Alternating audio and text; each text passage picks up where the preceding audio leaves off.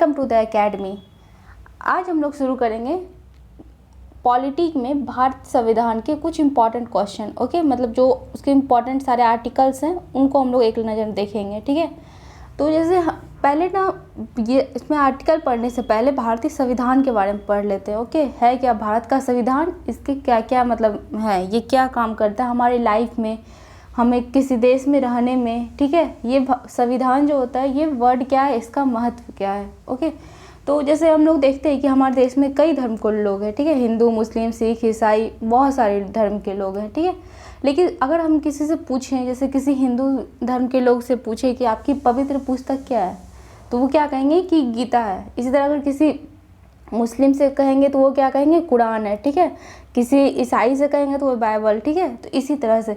लेकिन अगर हम जब एक देश की बात करें, ठीक है, अगर हम भारतीय हैं, ठीक है, अगर हम भारत देश की बात करें, इसकी सबसे पवित्र पुस्तक कौन है, इसके लिए उस तरह सबसे पवित्र पुस्तक हो जाएगी भारत का संविधान। ओके, मतलब यह वह पुस्तक है ना जिसमें लिखी गई बातों के तहत ही कोई भी अधिकारी, कोई जैसे सुप्रीम कोर्ट, हाई कोर्ट, प्रधानमंत्री, राष्ट्रपति, ये सब इसी के बताए हुए, मतलब जो भी जिस तरह से डायरेक्शन देते जाता है उसी तरह से ये लोग काम करते हैं। ओके, ये आम नागरिक जो होते हैं, जैसे हम लोग क्या है, आम नागरिक, जनता, इन लोगों को मतलब गर्व, प्रतिष्ठा, सम्मान, ठीक है, इनके साथ मतलब गर्व, प्रतिष्ठा, सम्मान के साथ जीने का हक देता है, इन्हें इनके मौलिक अधिकार देता है जिनसे कोई नहीं छीन सकता है। ठीक है, और अगर इस पर कोई हमारा मौलिक अधिकार कोई ठेस पहुंचाता है तो हम उसके तहत सुप्रीम कोर्ट, हाई कोर्ट भी जा कर के अपील कर सकते हैं। ऐसे जनरली अगर हमें कोई केस करना है तो पहले डिस्ट्रिक्ट कोर्ट, फिर हाई कोर्ट, फिर सुप्रीम कोर्ट।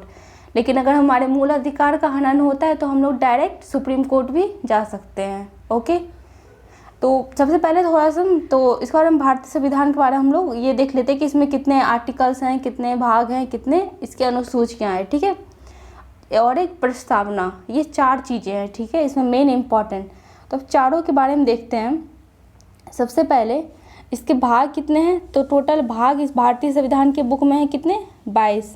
ओके, और 22 भाग में टोटल आर्टिकल, अनुच्छेद कितने हो जाएंगे, 395।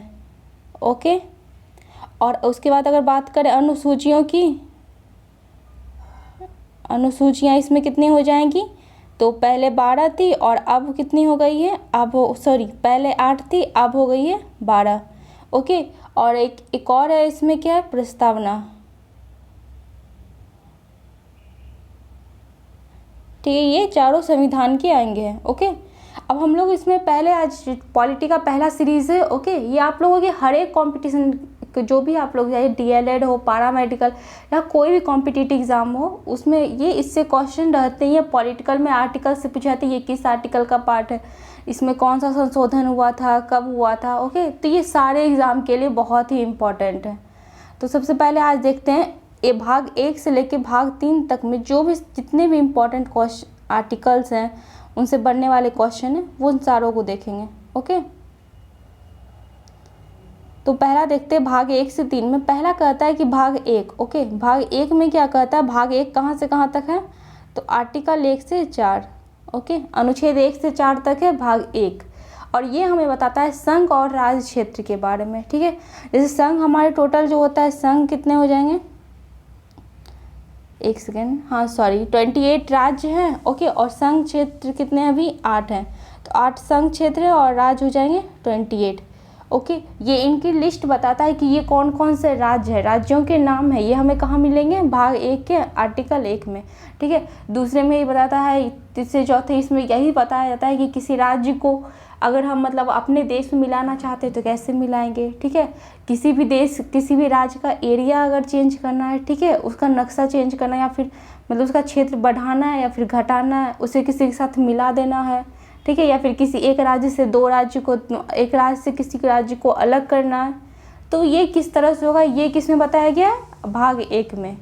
ओके, अब नेक्स्ट देखते हैं भाग 2 में कहता है अनुच्छेद 5 से 11।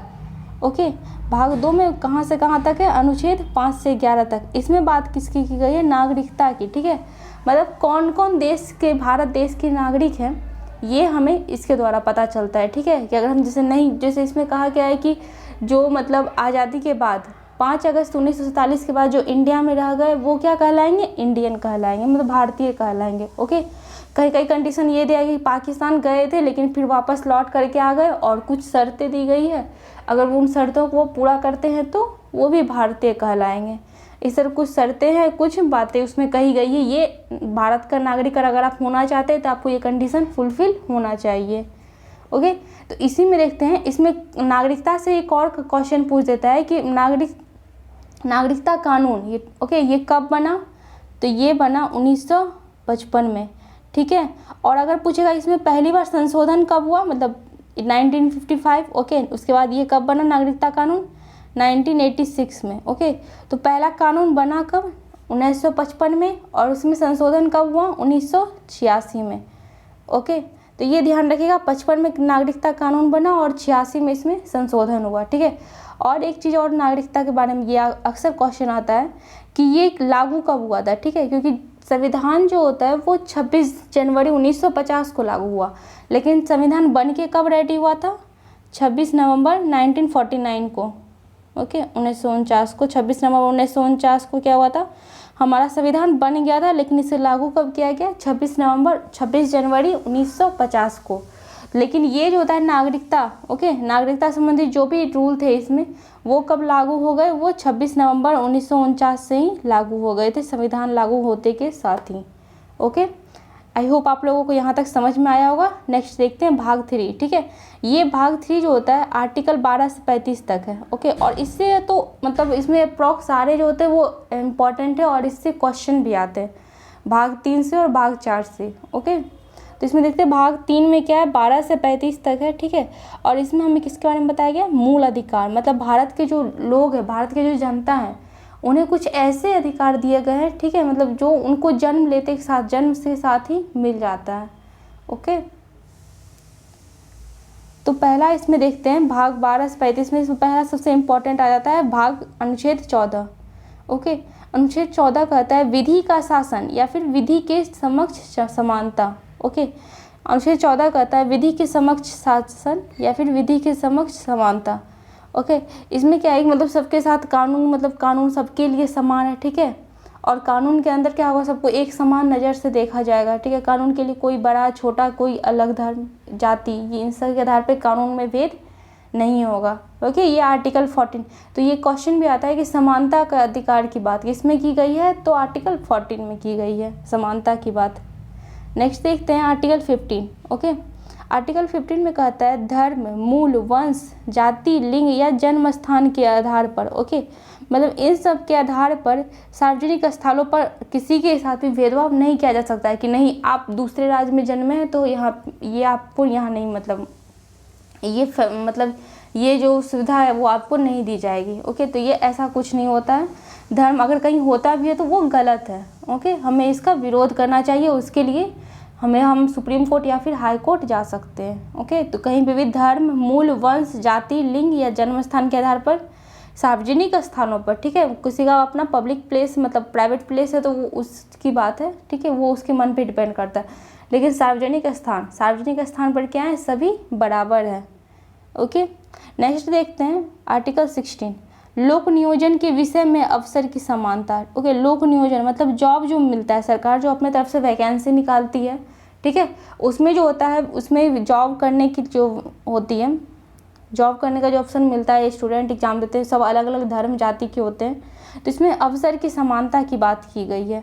तो इसमें भी क्या होता है ना कि मतलब इसमें क्या है, अवसर को समान करने के लिए, सभी को एक समान रखने के लिए क्या किया है, पिछड़े वर्ग के जो लोग होते हैं या फिर अनुसूचित जाति, अनुसूचित जनजाति, इन सबों के लिए आरक्षण दे दिया, ठीक है। तो यहाँ पे लोक नियोजन की बात कहाँ की गई है, आर्टिकल 16 में। नेक्स्ट देखते हैं आर्टिकल 17, ये भी बहुत इंपॉर्टेंट है और बार बार एग्जाम में पूछा जा जाता है कि अस्पृश्यता, ओके, या फिर छुआछूत ये जो होता है, छुआछूत के बारे में किस आर्टिकल में बताया गया, छुआछूत का अंत, ओके, ये किस आर्टिकल के तहत होता है, तो आर्टिकल 17, ओके। ये इंपॉर्टेंट है, अस्पृश्यता मतलब छुआछूत का अंत, ओके, ये किस में कहा गया है, आर्टिकल 17 में। आर्टिकल 18 देखते हैं, उपाधियों का अंत, ओके। आर्टिकल 18 में कहता है उपाधियों का अंत, मतलब आप कोई भी उपाधि धारण करके नहीं रह सकते, ठीक है। लेकिन इसमें भी दो अपवाद हैं, अगर आप यहाँ पे अगर आप जो होता है ये मतलब सेना, ओके, सेना और विद्या, ये 2 उपाधि आप धारण कर सकते हैं। ओके, सेना और विद्या, ये 2 उपाधि का मतलब इसका जो भी उपाधि है आप वो कर ले सकते हैं, बाकी उपाधि हो आप उसको नहीं ले सकते।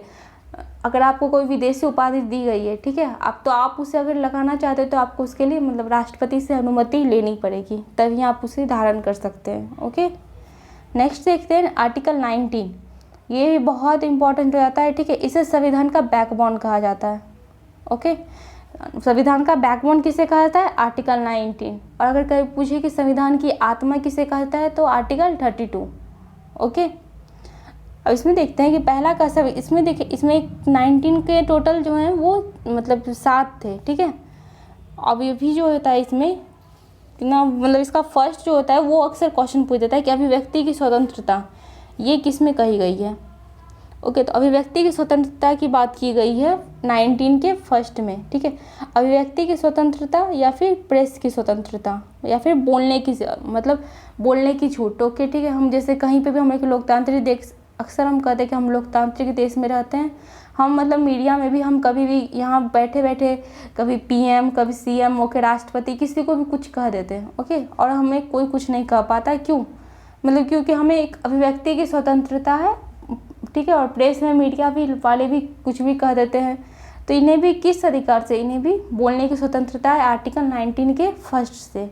ओके, इसी में 19 में ही जो होता है एक आता है आर्टिकल 19 में एक दिया गया ये बोलने की स्वतंत्रता, एक है मतलब कहीं पे भी हम कहीं पे भी देश में कहीं पे भी घूमने की स्वतंत्रता, कहीं पे भी रहने की स्वतंत्रता, अगर कहीं चाहे तो हम बस जा सकते हैं या फिर अपना व्यापार कर सकते हैं। ओके, इसी में एक था 19 के 6 में। ओके, 19 के 6 में था मतलब संपत्ति का अधिकार, ठीक है, कि कोई हमसे हमारी संपत्ति नहीं छीन सकता है, जो हमारी संपत्ति जिसे हम खरीदें, ठीक है। तो इसमें जो था संपत्ति का अधिकार, इसे क्या किया गया, जो होता है 44वां संविधान संशोधन के तहत। ओके, 44वां संविधान संशोधन हुआ था, कब हुआ था? 1978 में। 44वां संविधान संशोधन के तहत इसको यहाँ से हटा करके कहाँ डाल दिया गया?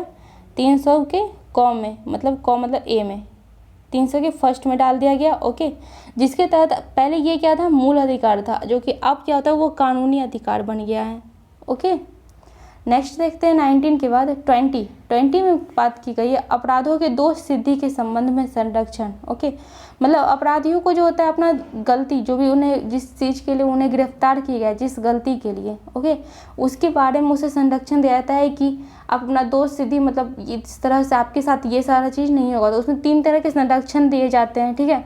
जैसे एक गलती की आपको एक ही सज़ा मिलेगी अगर आप गलती किए हैं तो, या फिर आप जिस टाइम गलती किए, जिस मान लीजिए कि कोर्ट का सुनवाई होते होते बहुत टाइम लग जाता है, ठीक है, तो अभी उसका कानून कुछ और है, लेकिन जब तक सुनवाई होगा 5 साल बाद, तब तक उसके बदले, उस जुल्म के बदले कोई और कानून हो जाएगा। तो ऐसा नहीं है, जिस टाइम कोई जो अपराध किया रहेगा उसी समय जो कानून होंगे उसी के तहत उसे दंड दिया जाएगा, ठीक है। ये नहीं कि नया कानून बन गया तो नए कानून के तहत नहीं, जिस समय उसने अपराध किया था उस समय जो कानून था उस जुल्म के लिए उसे वही दिया जाएगा अपराध के लिए। ओके, नेक्स्ट देखते हैं आर्टिकल 21। ओके, ठीक है, ये 2 इम्पॉर्टेंट है। देखिए आर्टिकल 20 और 21, इसे जो था आपातकाल टाइम में भी इस आर्टिकल को कोई छीन नहीं सकता है। ओके, आर्टिकल 20 और 21 ये आर्टिकल हमसे मतलब जब आपातकाल लागू होते हैं तो हमारे मूल अधिकार भी हमसे छीन लिए जाते हैं। ओके, लेकिन ये 2 आर्टिकल जो होता है, ये 2 आर्टिकल को कोई भी मतलब हटा नहीं सकता है, ये किसी भी इंसान का रहता है। ओके, ये उस मूल अधिकार पे उसका अधिकार रहता है। तो आर्टिकल 21 में कहता है प्राण और देह की स्वतंत्रता। ओके, कभी कभी एग्जाम में थोड़ा क्वेश्चन घुमा के पूछ देता है कि जैसे मान लीजिए हमसे मतलब हेलमेट नहीं पहनने पर पुलिस चालान काटती है, तो वो किस आर्टिकल के तहत ये करती है? ओके, उसे क्या अधिकार है कि वो हम हेलमेट नहीं पहने मेरा सर फूटे, उसका क्या जाता है? ओके, लेकिन तो यहाँ पे फिर भी पुलिस हमसे क्या करती है? चालान काटती है। क्यों? क्योंकि अगर हम हेलमेट नहीं पहनेंगे, बाई चांस एक्सीडेंट हो जाता है तो क्या हमारी मौत हो सकती है। ओके, तो यहाँ पे इसीलिए प्राण आर्टिकल 21 के तहत ही वो हमसे क्या करती है? चालान काटती है। या फिर कभी कभी जो बहुत ज़्यादा गाड़ी जो होते हैं, जो गाड़ी बहुत ज़्यादा धुआं छोड़ते हैं, ठीक है, उन सब पे भी क्या करती है सरकार? चालान काटती है। क्यों? क्योंकि वो धुआं जो होता है वो आप चला रहे हैं, एटमॉस्फेयर में वो धुआं जा रहा है, जिससे बाकी सभी लोगों को क्या हो रहा है? प्रॉब्लम हो रहा है, बाकी सभी लोगों के हेल्थ के साथ ही पे असर पड़ रहा है। तो इसलिए क्या होता है, आर्टिकल 21 के तहत ही वहाँ पे उस चीज़ को भी रोका जाता है। नेक्स्ट देखते हैं आर्टिकल 21 का ओके, ये भी जो था ये बाद में जोड़ा गया है। कह रहा है 6 से 14 वर्ष के बच्चों को शिक्षा का अधिकार। ओके, ये भी होता है, ये आर्टिकल कौन सा, ये हम पीछे बताए भी थे संविधान संशोधन में। आर्टिकल 21 का में 6 से 14 वर्ष के बच्चों, ये किस आर्टिकल के तहत जोड़े गए, तो ये जो होता है 86वां संविधान संशोधन हुआ था 2002 में। ओके, 86वां संविधान संशोधन 2002 के तहत जो होता है इसे जोड़ा गया कि 6 से 14 वर्ष के बच्चों को क्या होना चाहिए, शिक्षा का अधिकार होना चाहिए, मतलब उन्हें निःशुल्क शिक्षा, प्राथमिक शिक्षा दी जानी चाहिए। ओके, उसके बाद 22 और 23 में ऐसा कुछ खास नहीं है, ठीक है, वो एक क्वेश्चन में नहीं पूछ जाते हैं। तो इसमें अब हम आगे देखते हैं 24, ठीक है। 24 में कहता है कारखानों में बालक का नियोजन का प्रतिशत। ओके, मतलब ये बात यहाँ पे है सीधी लैंग्वेज में अगर इसको समझे कि मतलब इसमें ये कहता है कि 14 वर्ष से कम, ये एग्ज़ाम में आता भी है कि आर्टिकल 24 के तहत कितने वर्ष के से कम बच्चों को हम लोग कारखाना में काम पे नहीं लगा सकते हैं। ओके, तो कहता है ये 14 वर्ष से कम उम्र के जो बच्चे होते हैं उन्हें कारखाना या फिर किसी ऐसी खतरनाक जगह पे हम लोग मतलब कोई काम पे नहीं लगा सकता, हम उसे काम पे नहीं रखना है, ठीक है। नेक्स्ट देखते हैं 25 में ये कहता है कि आप अपने धर्म का आचरण और प्रचार की स्वतंत्रता। ओके, आर्टिकल 25 कहता है 25 से 28 यही है ही धार्मिक स्वतंत्रता का अधिकार, ठीक है। 25 से 28 इसमें ये बताया जाता है कि हम अगर मतलब जिस धर्म की अगर हम उसका प्रचार करना चाहते हैं, ठीक है, कोई दूसरे धर्म को कोई आदमी अपनाना चाहता है तो उसे अपना सकता है, जिसके धर्म का वो प्रचार करना चाहे कर सकता है, यज्ञ हवन ये सब करना चाहे तो वो कर सकता है। ओके, नेक्स्ट बात करते हैं 29 का। 29 में बात की गई है अल्पसंख्यक वर्गों के हितों का संरक्षण। ओके, मतलब 29-30 ये दोनों इससे रिलेटेड है। ओके, अल्पसंख्यक से रिलेटेड है, इसमें उसके हितों के संरक्षण की बात की गई है कि अल्पसंख्यक वर्ग जो होते हैं उनके बारे में मतलब उन्हें अगर हो सके तो उन्हें आरक्षण देना, उनके बारे में सोचना, ठीक है।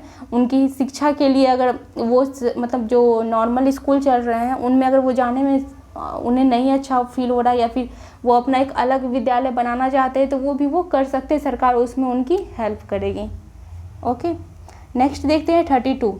ये देखिए ये बहुत इंपॉर्टेंट है, हम बता रहे थे ना कि अगर हमारे मूल अधिकार का कोई हनन करता है तो उसके तहत हम सुप्रीम कोर्ट जा सकते हैं, तो वो किस आर्टिकल के तहत जा सकते हैं, तो आर्टिकल 32, ठीक है। आर्टिकल 32 के तहत सुप्रीम कोर्ट और आर्टिकल 226 के तहत हाई कोर्ट जा सकते हैं। ओके, तो 32 के बारे में थोड़ा देखते हैं। इसे जो होता है संवैधानिक उपचारों का अधिकार कहते हैं, ठीक है। इसे संविधान की आत्मा भी कहते हैं और संविधान का बैकबोन किसे कहते हैं, आर्टिकल 19 को। ओके, और आर्टिकल 32 इसे जो होता है इसके बारे में कहा गया है कि आर्टिकल 32 को मूल अधिकार बनाने वाला मूल अधिकार कहा जाता है। ओके, थोड़ा लाइन ये है, मूल अधिकार आ गया तो यहाँ पे ये देखिएगा, कहता है मूल अधिकार जो हमारे 12 से 35 तक जो भी मूल अधिकार है, ठीक है, उनको मूल अधिकार बनाना मतलब ये किसी भी जनता को जो होता है ये अधिकार मिलेंगे, ठीक है, ये उनके मूल अधिकार हैं। ये कौन बनाता है, तो ये मूल अधिकार मतलब ये आर्टिकल 32 इन्हें बनाता है मूल अधिकार। ओके, और इस आर्टिकल 32 में इसे संवैधानिक उपचारों का अधिकार कहते हैं।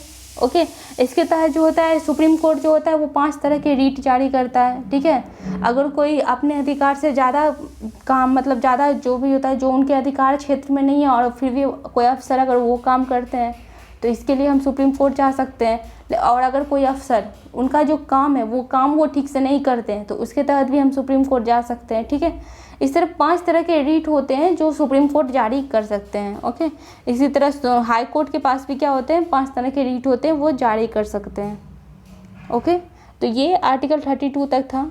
आई होप आप लोगों को यहाँ तक अच्छे से समझ में आ गया हो, ठीक है। नेक्स्ट वीडियो में मैं इसे आगे आर्टिकल 4 से लेकर के उससे आगे तक जो भी जितने सारे मतलब सारे आर्टिकल्स तो सारे हैं 1 से 35 तक थे, लेकिन जो भी इम्पोर्टेंट है जो बार एग्जाम में पूछे जाते हैं, ठीक है, मैंने वो सारे वो ले लिए थे। बस इसमें ये आप लोग बस इतना पढ़ लीजिएगा, जितना शॉर्ट पढ़िए अच्छे से पढ़िएगा उतना ज़्यादा आप लोगों के एग्ज़ाम के लिए सही होगा। ओके, आई होप आप लोगों को वीडियो अच्छा लगा हो तो थैंक यू। ओके, और अगर आप हम लोग इसका अगर PDF चाहिए तो आप जो होता है हमारा टेलीग्राम चैनल जो होता है उपागम एकेडमी आप वहाँ से ले सकते हैं। ओके, वहाँ पे ये वीडियो और ये PDF आपको ये दोनों मिल जाएंगे।